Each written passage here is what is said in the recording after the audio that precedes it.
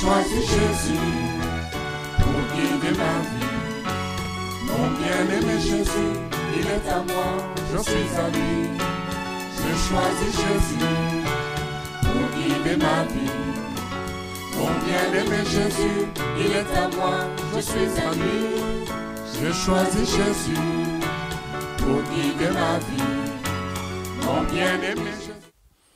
Gloire à Dieu pour ce temps qu'il nous offre de partager sa parole. Nous commençons par lire Luc 21, 7 à 18, qu'on a lu dernièrement, donc les mois passés, régulièrement. Luc 21, 7 à 18. Ensuite, nous lirons 2 Corinthiens, premier chapitre de 18 à 20. Donc nous commençons par Luc 21, 7 à 18. Ils lui demandèrent, « Maître, quand donc cela arrivera-t-il? Et à quel signe connaîtra-t-on que ces choses vont arriver ?» Jésus répondit, « Prenez garde que vous ne soyez séduits, car plusieurs viendront sous mon nom, disant, « C'est moi, et le temps approche. » Ne les suivez pas. Quand vous entendrez parler de guerre et de soulèvement, ne soyez pas effrayés, car il faut que ces choses arrivent premièrement. Mais ce ne sera pas sitôt la fin. Alors il leur dit, « Une nation se lèvera contre une nation, et un royaume contre un royaume. Il y aura de grands tremblements de terre, et, en divers lieux, des pestes et des famines. Il y aura des phénomènes terribles et de grands signes dans le ciel. Mais, avant tout cela, on mettra les mains sur vous et l'on vous persécutera. On vous livrera aux synagogues, on vous jettera en prison, on vous mènera devant des rois et devant des gouverneurs à cause de mon nom. Cela vous arrivera pour que vous serviez de témoignage. Mettez-vous donc dans l'esprit de ne pas préméditer votre défense, car je vous donnerai une bouche et une sagesse à laquelle tous vos adversaires ne pourront résister ou contredire. Vous serez livrés même par vos parents, par vos frères, par vos proches et par vos amis, et ils feront mourir plusieurs d'entre vous. Vous serez haïs de tous à cause de mon nom. Mais il ne se perdra pas un cheveu de votre tête. Par votre persévérance, vous sauverez vos âmes. Amen. Voilà, bien-aimés, un texte qui nous annonce des choses difficiles, des choses terribles. Dans ma version français courant ici, c'est écrit des famines et des épidémies. Donc ce texte nous annonce des choses terribles pour la fin des temps. Et cette année 2020 nous a montré un échantillon de ces choses-là avec toutes les conséquences, avec la pandémie elle-même de Covid et les conséquences. Et les mesures de restriction, tout ça nous a donné un avant-goût de tout ce qui nous attend dans les années à venir. Mais curieusement, le Seigneur dit au verset 9, « Mais ne vous effrayez pas. Ne vous effrayez pas, il faut que cela arrive d'abord. » Et ailleurs, il prédit même qu'il y aura des morts parmi nous. Donc, certains d'entre nous seront condamnés à mort et d'autres seront amenés devant les tribunaux. Et pourtant, il dit encore, mais pas un cheveu de votre tête ne sera perdu. Voilà. Et il nous dit même de ne pas nous préoccuper de notre défense, comment on va parler. C'est ce que nous voyons dans ce texte. On nous annonce des choses terribles, difficiles pour les chrétiens, et le monde aussi, mais en même temps, le Seigneur nous dit à nous, ses disciples, ne vous effrayez pas. Nous allons lire 2 Corinthiens 1, 18 à 20.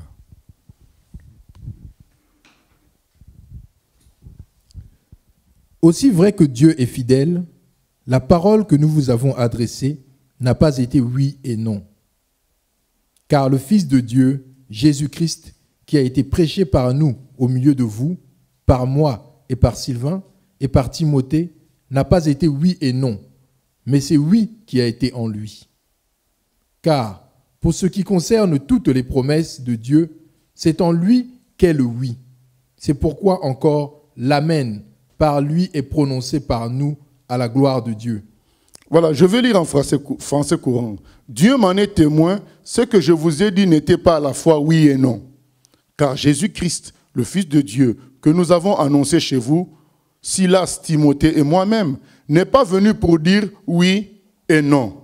Au contraire, en lui, il n'y a jamais eu que oui.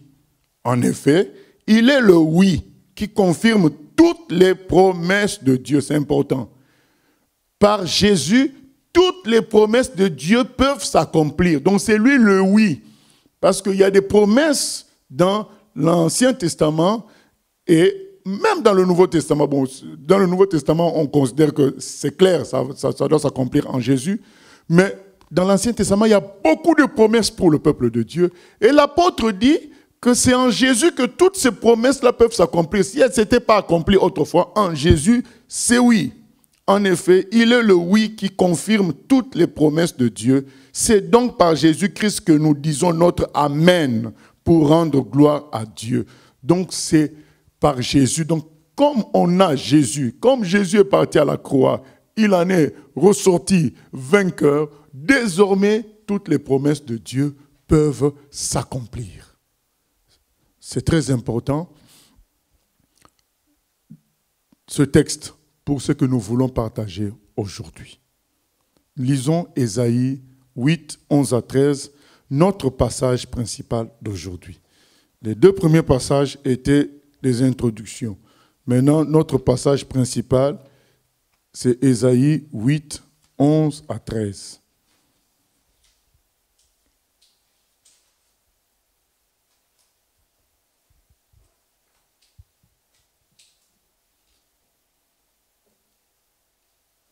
Ainsi m'a parlé l'Éternel, quand sa main me saisit et qu'il m'avertit de ne pas marcher dans la voie de ce peuple.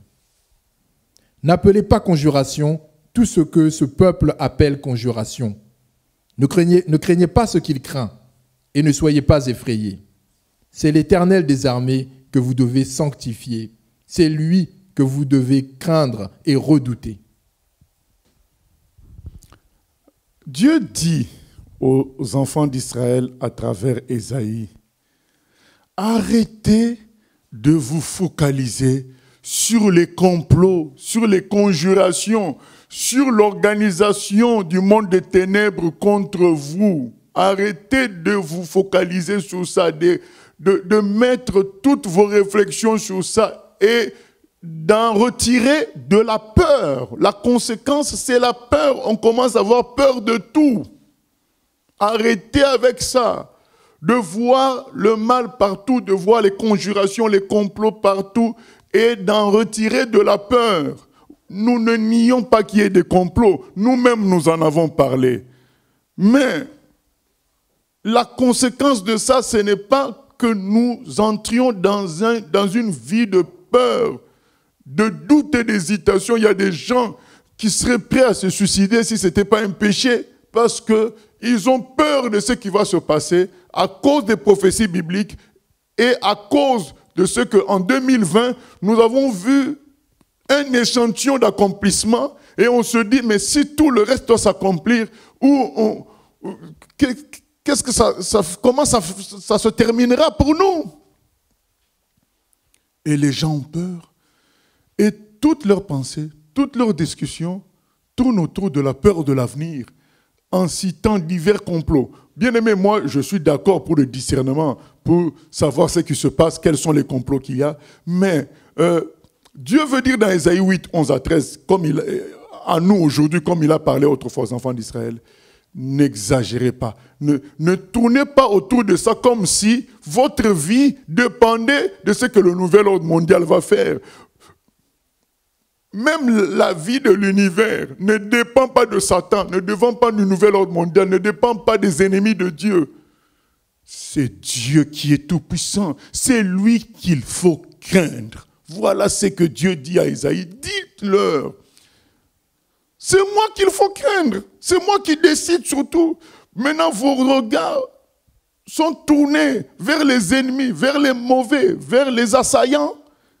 et vous me négligez moi. Donc vous êtes prêts à chercher comment vous en sortir par rapport à tout ce qu'on sait qui va arriver. Il y a des gens même qui construisent des bunkers aux États-Unis, des gens qui construisent des choses dans le sous-sol par rapport à ce qui va arriver, même parfois à 50 mètres au-dessus, en dessous du sol. Ils construisent des refuges.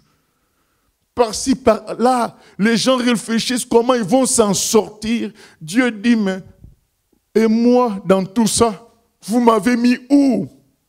C'est moi que vous devriez craindre. Parce que c'est moi qui tiens tout dans ma main. C'est moi qui suis Dieu. Je vais lire en français courant. Le Seigneur me saisit et m'avertit de ne pas imiter le comportement de ce peuple. Voici ce qu'il me déclara. N'imitez pas ces gens quand ils parlent de menaces contre l'ordre établi. N'ayez pas peur de ce qui leur fait peur. Ne le redoutez pas. Nous n'avons pas à avoir peur comme tout le monde. C'est le Seigneur de l'univers qu'il faut reconnaître comme Dieu. C'est de lui qu'il faut avoir peur. C'est lui qu'il faut redouter. C'est Dieu qu'il faut honorer, qu'il faut craindre. Parce que c'est lui qui tient la vie de l'univers dans sa main. Jésus a dit, ne craignez pas ceux qui tuent le corps et qui ne peuvent rien faire à l'âme. Ne craignez pas ces gens-là. Craignez plutôt celui qui est capable de tuer le corps et de l'amener en plus dans le feu éternel. C'est le sort qui attend tous ceux qui ne croiront pas en Dieu, tous ceux qui ne se confient pas en Dieu. Alors, bien-aimés, Dieu veut du respect. Il veut qu'on le craigne. Il veut qu'on manifeste par notre comportement que notre vie dépend de lui et que c'est lui qui va nous assurer l'avenir. C'est ça qu'il veut voir en nous. L'année 2021, que ce soit une année où on va se tourner maintenant vers Dieu. On va se tourner vers l'Éternel pour dire, c'est de toi que nous dépendons. Je sais qu'il y a des prophéties sur la fin des temps qui nous disent que ça sera terrible. On a lu, donc Luc 21, il y en a dans Matthieu 24, il y en a dans Apocalypse, il y en a dans Thessaloniciens, il y en a par-ci par-là, qui montrent que ça sera difficile. Mais Dieu dit que lui, Dieu, il est au-dessus de tout ça. Et Jésus dit que même un seul cheveu de votre tête ne tombera pas. Ça veut dire quoi? Ça veut dire que Dieu s'occupe de nous au point de s'occuper des cheveux de notre tête. Donc même si on doit mourir, nous allons mourir dans la gloire. C'est une année où nous devons chercher Dieu. Nous devons chercher la gloire de Dieu parce que c'est la gloire de Dieu qui nous permettra de nous maintenir dans cette situation, dans cette atmosphère de catastrophe, de calamité, de complot, de conjuration. La gloire de Dieu fera la différence. Alors nous devons nous tourner vers lui au lieu de nous tourner vers des techniques humaines pour échapper à tout ce qui va arriver. Au lieu de faire de tout ce que le nouvel ordre mondial fait notre prière ou bien notre façon de vivre. C'est pas ça que Dieu veut. Dieu veut qu'on se tourne vers lui, qu'on vive de sa gloire. On en aura besoin pour résister à tout ce qui va arriver. Et bien aimé, il est écrit, nul ne connaît le jour ni l'heure. Ça veut dire quoi? Ça veut dire que,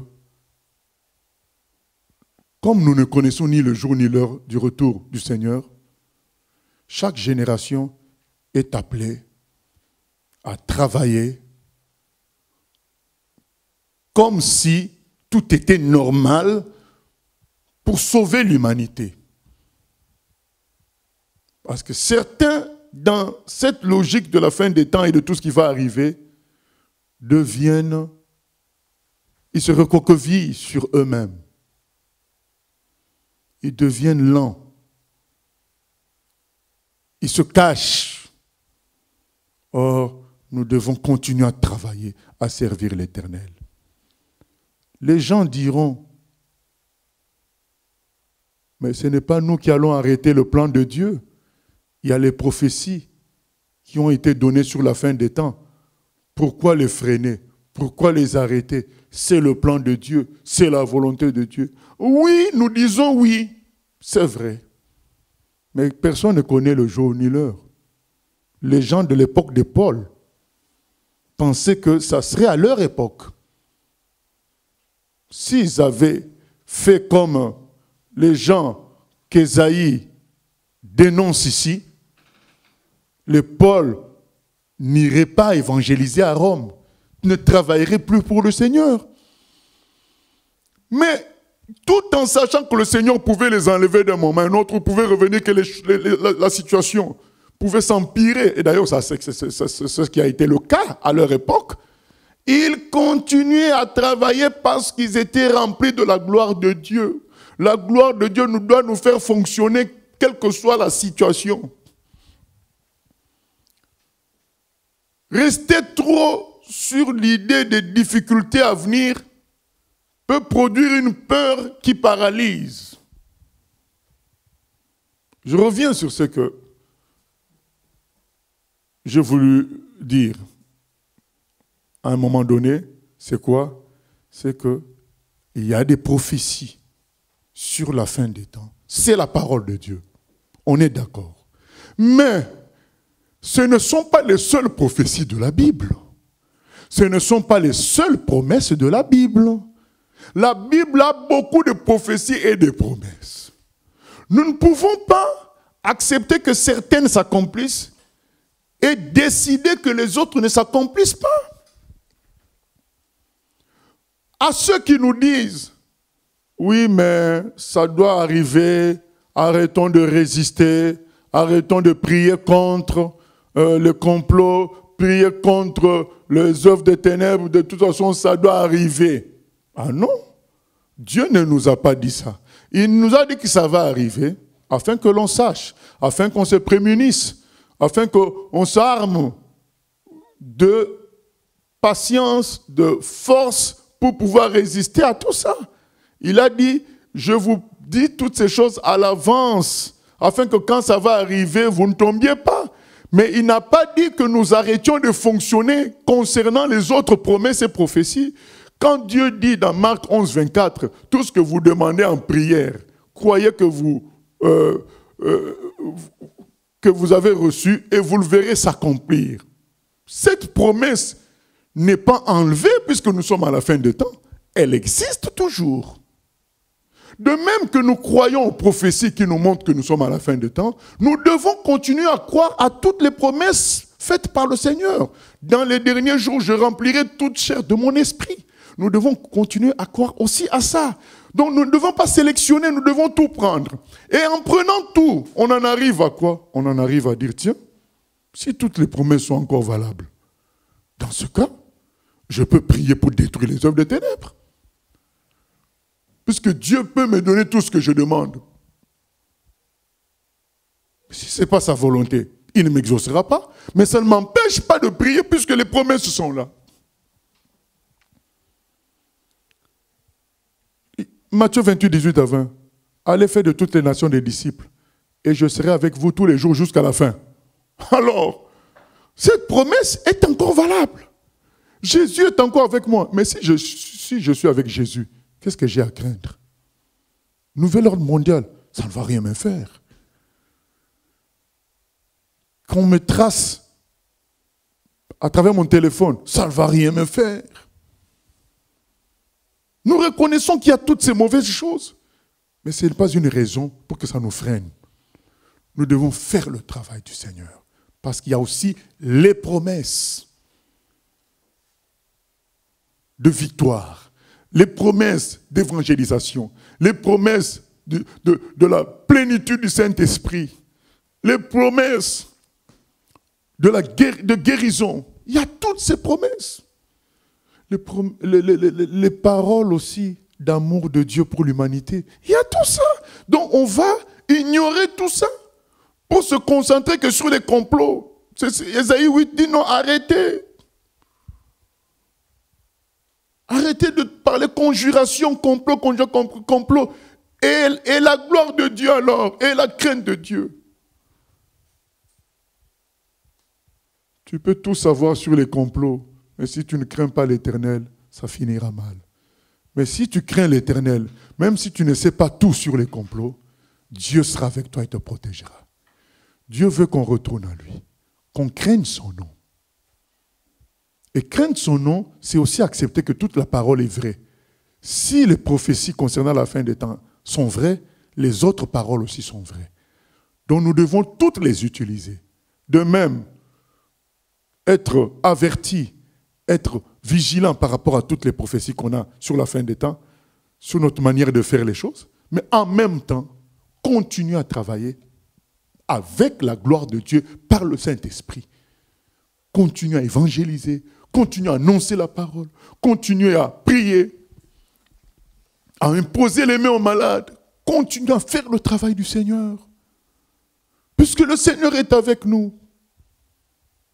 Les deux sont valables. Les prophéties sur les choses terribles à venir, mais les promesses aussi sur le soutien du Seigneur. Les promesses sur la gloire de Dieu. Elles aussi sont valables. C'est pourquoi j'aime la parabole de Matthieu 22, la parabole des invités, où il y a les deux. Il y a l'apostasie des chrétiens, donc des gens qui est prophétisé que dans la fin des temps, beaucoup de chrétiens vont apostasier, donc vont abandonner la foi, vont épouser une autre logique, un autre christianisme. Mais en même temps, dans la même parabole, il y a des gens d'un nombre plus grand dont on nous dit qu'ils seront gagnés en Christ. Un nombre plus grand, puisqu'on a dit aux serviteurs du roi d'aller prendre des gens dans les rues, partout. Alors que les invités, c'est quand même beaucoup plus déterminé, quoi, beaucoup plus concis. Mais là, on demande aux gens, allez, c'est porte ouverte, allez prendre les gens dans les rues. Donc, il y aura un nombre plus grand de sauvés, quoiqu'il y aura un nombre grand, très grand, de chrétiens qui vont apostasier. Il y a les deux.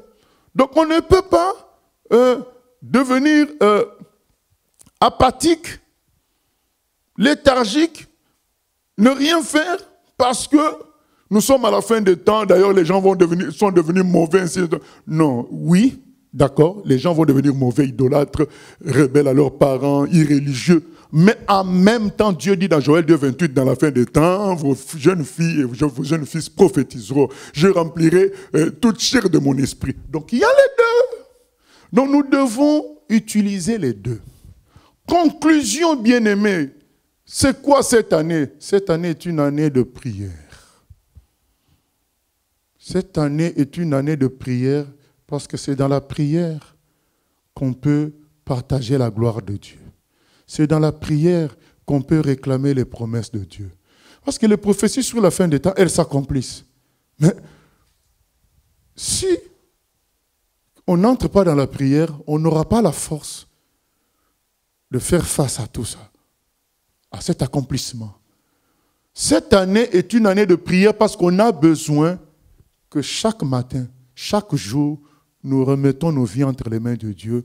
Nous parlons avec lui pour nous diriger. On a besoin de marcher dans une dimension spirituelle qui nous permettra de faire face à tout ce qui s'accomplit déjà. On a besoin de marcher dans une grande dimension spirituelle pour pouvoir réclamer des promesses que nous ne sentirions pas dans une vie normale. Vous savez, la parole de Dieu, ça a plusieurs dimensions. Et quand tu n'es pas dans la communion avec Dieu, certaines dimensions, tu ne vas pas saisir ça. Et devant un problème, tu n'auras même pas le courage de prier. Mais quand tu es quelqu'un qui est souvent en communion avec Dieu, tu parles avec lui souvent, qu'est-ce qui se passe? Il y a des choses concernant un verset que tu vas saisir, que tu n'aurais pas saisi autrement. Et donc nous avons besoin d'utiliser la parole à une autre dimension pour faire face à tout ce qu'on voit et continuer notre chemin, continuer notre appel, continuer notre mission sur terre. Nous avons besoin de la gloire de Dieu.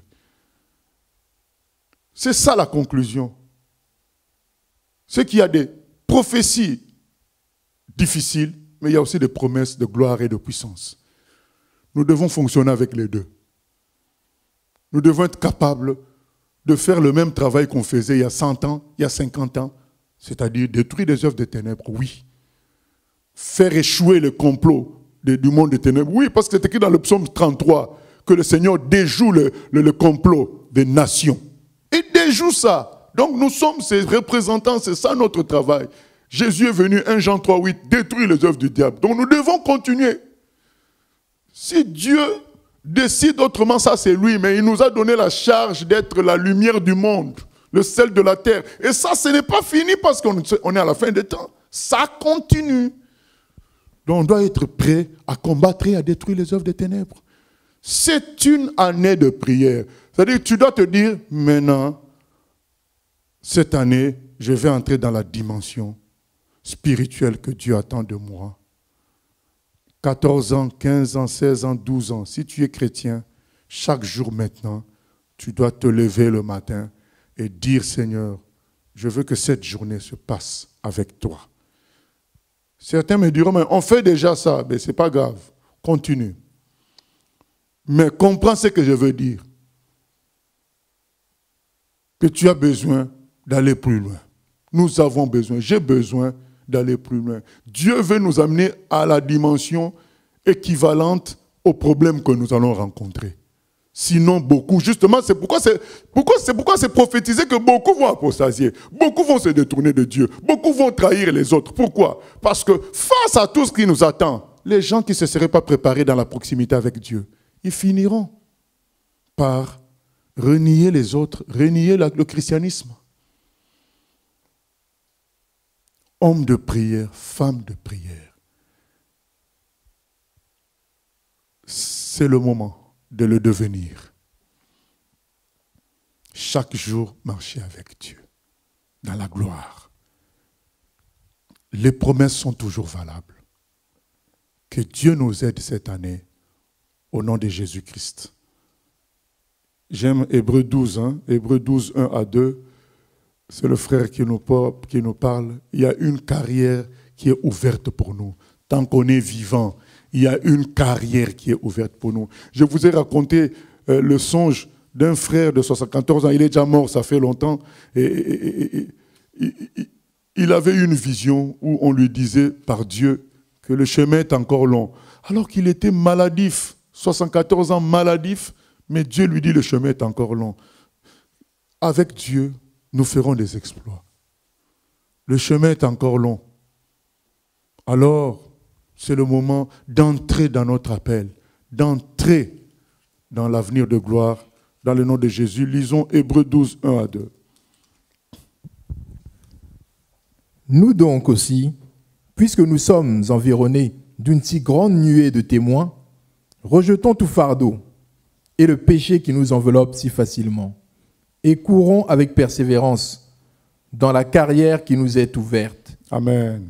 Ayant les regards sur Jésus, le chef et le consommateur de la foi, qui, en vue de la joie qui lui était réservée, a souffert la croix, méprisé l'ignominie et s'est assis à la droite du trône de Dieu. Amen. Quant à nous, nous sommes entourés de cette grande foule de témoins. Débarrassons-nous donc de tout ce qui alourdit notre marche, en particulier du péché qui s'accroche. Bien aimé, c'est le moment de changer d'alimentation. Il y a des gens pour maigrir, ils font un régime, ils changent d'alimentation.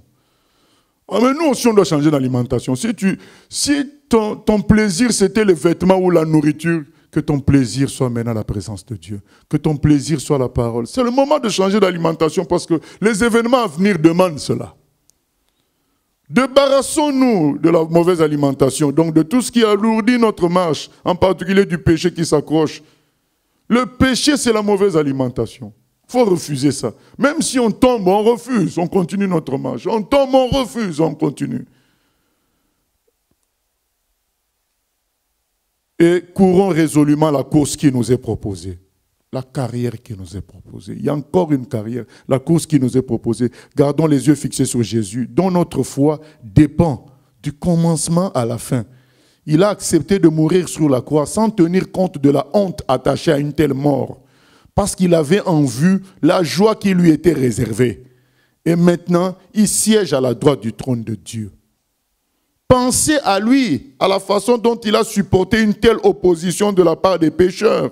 Et ainsi, vous ne vous laisserez pas abattre, vous ne vous découragerez pas. Amen. On n'a pas à se laisser abattre, on n'a pas à se décourager. La prière. J'ai intitulé cette exhortation « Va sans peur ». Mais je clôture en disant « Par la prière ». L'année 2021, va sans peur. Jésus est avec toi, mais sois dans la prière. Quel que soit ton âge, dès le matin, sois dans la prière. Nous allons prier le Seigneur.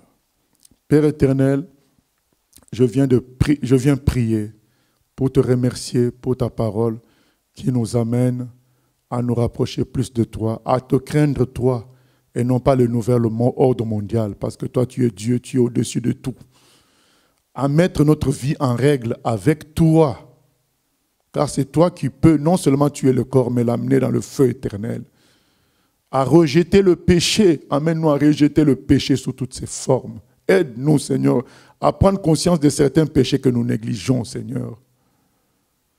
Amène-nous, Seigneur, à entrer dans le plan que tu as pour nous, à entrer dans la dimension que tu as prévue pour nous, afin que nous puissions faire face aux événements à venir.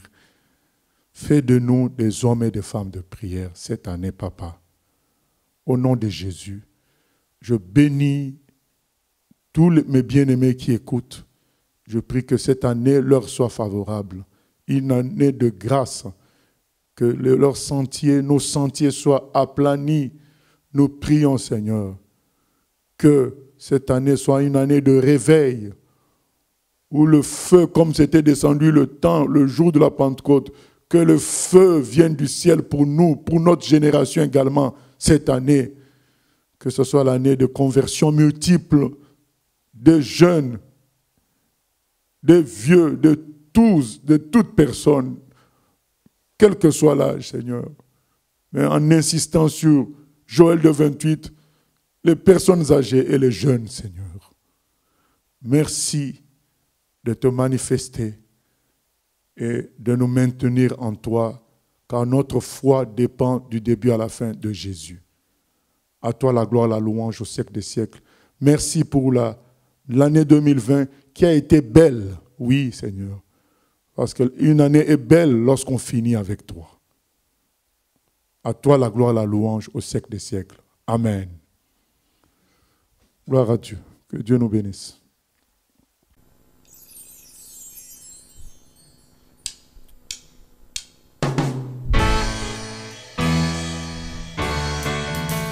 J'ai choisi Jésus pour guider ma vie. Mon bien-aimé Jésus, il est à moi, je suis à lui. J'ai choisi Jésus